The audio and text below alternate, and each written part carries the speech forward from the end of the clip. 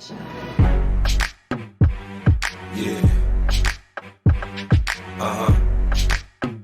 So seductive. I take you to the Welcome to the Cameron Star Show. Hey, bro, you want to listen to the Cameron Star Show today? Yeah, that's some seafood gumbo right there, boy. Let's get on, man. Coach, you want to listen to the Cameron Star Show? Yeah, man, let's go. Let's go. Man, you didn't tell you what, did you? No, I did not, man. I'm going to listen to the Cameron Star Show. Give me some information, bro. Oh, yeah. Yeah, that's what I'm going to talk about. Right now, man. I'm giving all these things right now. Let's go. Here's your host, Cameron Savoy. Go Tigers. Break it down for you now, baby. It's simple. If you be I'll be in the hotel or in the back of the rental on the beach in the park. Hello, everyone. This is the Cameron Star Show. I'm Karen, your host today. We're going to be talking about on this segment about where Julio Jones' whereabouts, where he went.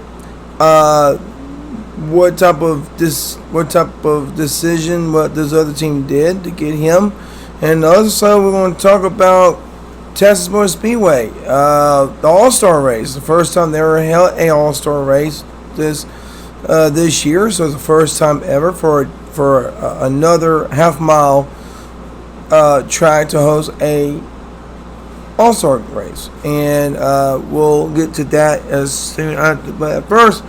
That's about the trade that Julio Jones went to, guys. He went to the Tennessee Titans. So, as a fantasy football fan, or a fan of the Tennessee Titans, are you going to draft Julio Jones and AJ Brown? Yes, I would draft both of them, guys, and also Derrick Henry on my board. I think you see Julio Jones be probably the second prime target for Ryan Tannehill. You can get Ryan Tannehill as a quarterback as well. He might be a top 5 quarterback right now. No, he's not the best of quarterbacks, but I think with Julio Jones made an upgrade. Now you got him as Ryan Tannehill as a probably number 10 quarterback, QB 10 this year. And Derrick Henry is going to be number 2 in the slot this year as running backs because of what he did last year, set a lot of records during that pandemic time. And I think you're going to see more of him run the football too as well. And we'll get into that here in just a short minute. But let's talk about last week's race again in Sonoma, California, and Infinity Raceway, whereas Kyle Larson just destroyed everybody. He won again. So this is the time to give Kyle Larson a credit here. Chase Edwards trying to break history, trying to break Jeff Gordon's record, but that did not overdo because of what Kyle Larson has done this year. 3 wins on his belt, so he should be a top dog for the playoffs this year, number 1 seed. Guys, I mean, if you play anything for NASCAR fantasy or get your lineup ready, always get Kyle Larson at 9 out of 10 of these things, a top 5 win, top 5 finish, or whatever. He's never going to go down for a fight. What else we didn't talk about here? Aaron Rodgers. He's still not going to be in mini camp, but I've been hearing on the other side of the word he's coming back to practice. Now I don't know is from the ESPN sources, or that's from the other sources that is unknown to hear of. So we'll see what is Aaron Rodgers' whereabouts and where he's going to stand. And we'll talk about this next time. We'll talk about more of the other situations in NFL here on Cameron Star Show.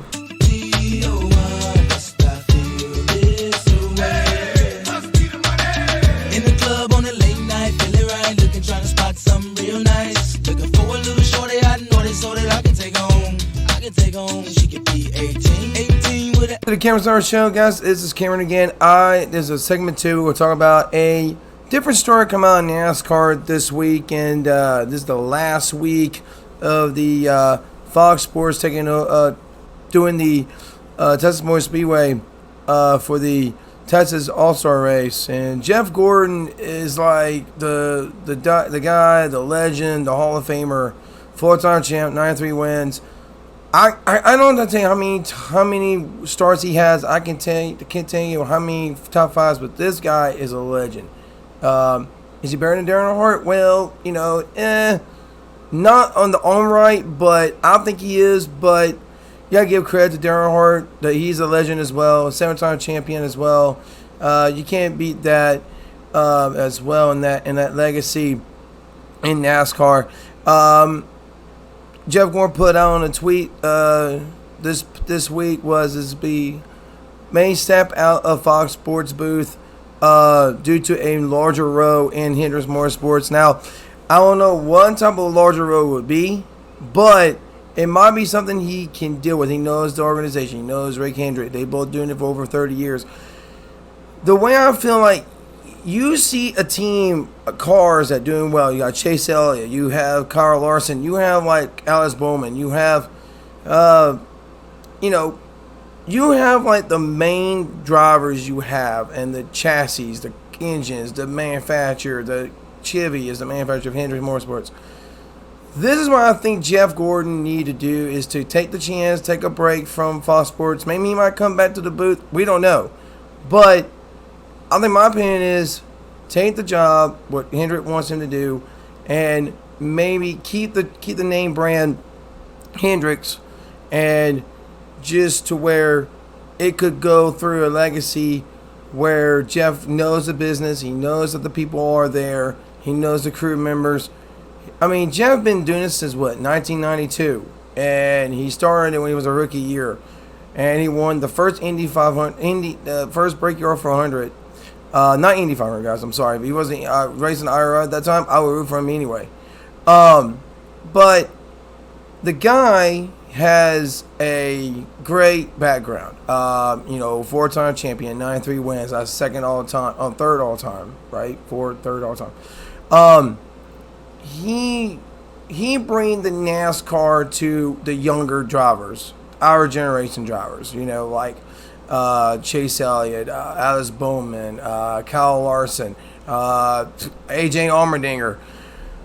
All the guys that really supported Jeff Gordon, they were growing up in 92 or 95 or whatever the year they were born, and they looked up to Jeff Gordon like, that's what I want to be. That's what I want to be doing in my life. I want to be Jeff Gordon. I want to beat Jeff Gordon. Everybody wants to beat the 24 DuPont Rainbow Warriors. You got to beat the guy. You got to beat the man. And Jeff Gordon is one of those guys people hate, people love. And a lot of people in that time when Talladega, that's always the Earnhardt country. Well, when Jeff won that, people just throw beer cans at him. He said he didn't care. He was glad he was part of the ruin the Earnhardt legacy there. But it was not like Jeff Gordon was not a rival for Earnhardt. I mean, there was like everybody said, oh yeah, he was a rival. He's this, he's that. No. He wasn't. He liked the man. He liked Darren Hart. Darren Hart made an impact on NASCAR. I mean, he was the board of the NASCAR, part of the deal for drivers. But Dale made a kind of impact for driver safety. And at the time when Dale lost his life in Daytona, I guess what they brought in was a one of those Honda devices where you could, protect the neck and head and neck restraints of the body, and that would be safe for the drivers as well. But Jeff Gordon brought in the wild child, the wonder boy. He brought in the younger type of driving skills. Like, he was born in Indiana, but he was growing up in California. They thought, well, he was a California kid. But I think, it's kind of like Jeff Gordon knew in that time frame what he wanted to do, and he never thought he would race for Hendrick. He never thought he would race for the 24, make a legend out of it. Till the time when he made a legend out of it was, the 93 wins. The great historical win, I always remember, I said, Mom, I think, Jeff's going to win the Martinsville race. That was the last race that Jeff can make it to the Homestead Miami Speedway.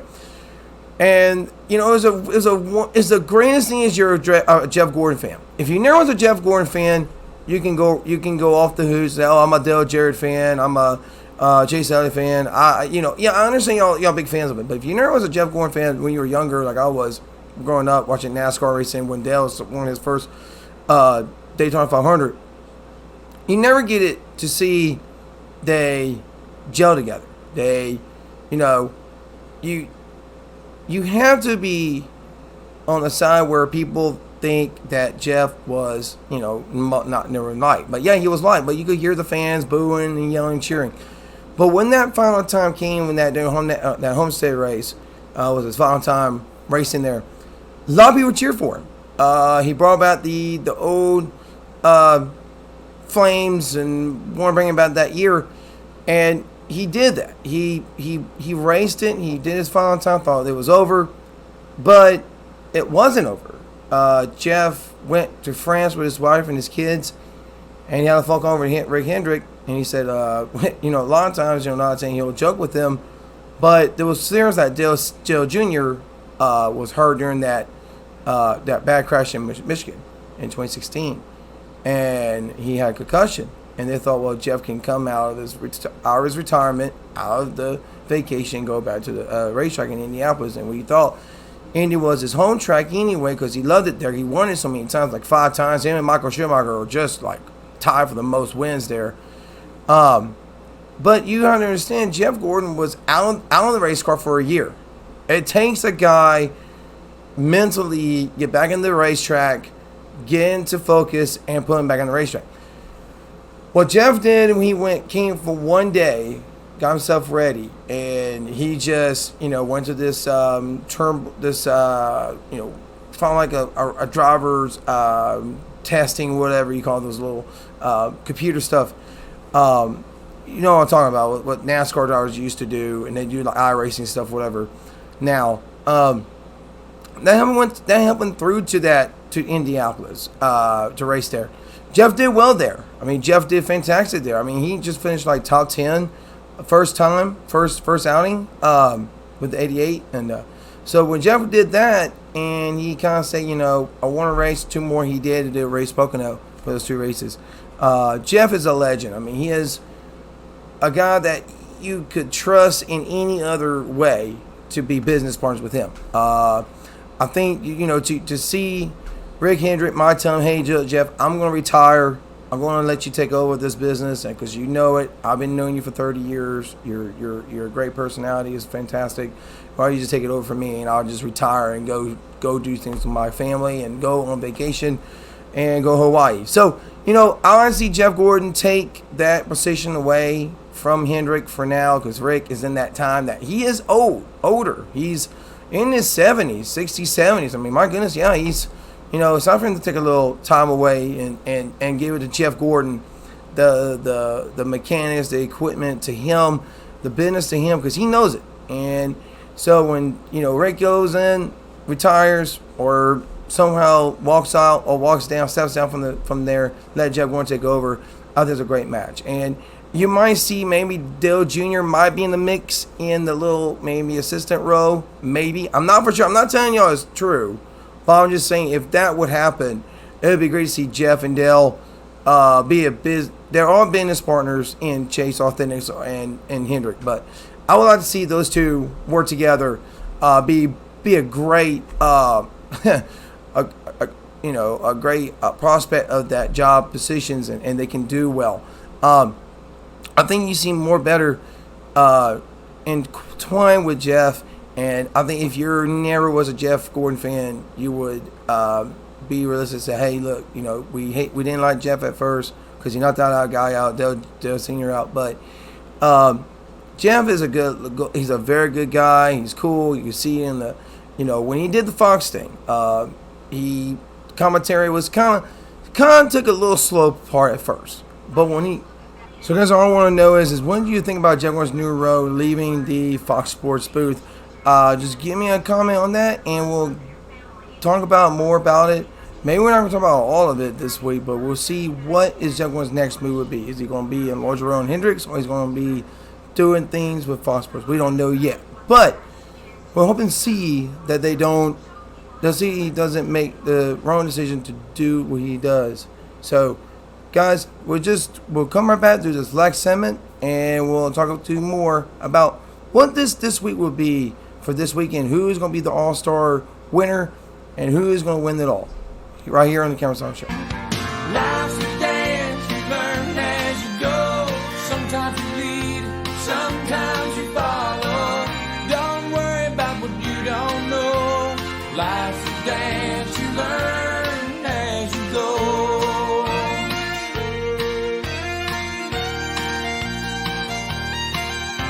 Welcome back to the Cameron Song Show, and this is the last segment of the show. And thank you guys for listening. If you want to listen more to the show, and if you want to go on some type of resource to listen more to the show, go to YouTube on the Cameron Sauer Show.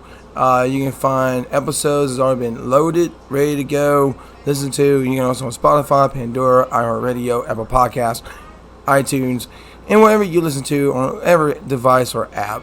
Just find it, search for it, Cameron Sauer Show, and also listen to all the episodes that we have done in the last 36 episodes. So it's humongous that we did 36 episodes this year alone. Brian Freeman's has been on today, the voice of the Bobcats, but we'll do it Friday morning. It'll be an early morning thing for us. We'll do it at that time frame, about 8:30, 9, whatever it is we'll do. But it's going to be great to talk to him about how the Texas State did this year in baseball and softball for the most part. And what is Texas State football going to do this year during the 2021 season? What type of schedule they have? And we're talking about the Sun Belt Conference, how that's going to react, and what they're favorable to win it, or they're an underdogs to try to get into to win the conference. So we'll talk about all that Friday morning, and I was going to make it today, but since time is kind of precious, we'll do that this Friday in the morning. You might listen on Facebook Live. We don't know how it's going to be, but it's going to be either way. You will listen to it and on this podcast. So guys, thank you for listening on this podcast. We thank you so much. If you need more information from all football reasons, if it's NFL, college, go on the podcast. If you want to wait until the fantasy football starts off, and we'll do it on live, listen to it, and we'll give you notes to go back to. And we'll talk about the wide receivers. Who is your main guy to get off the fantasy wire? Until then, thank you for listening. This is Cameron. Enjoy your day. God bless y'all.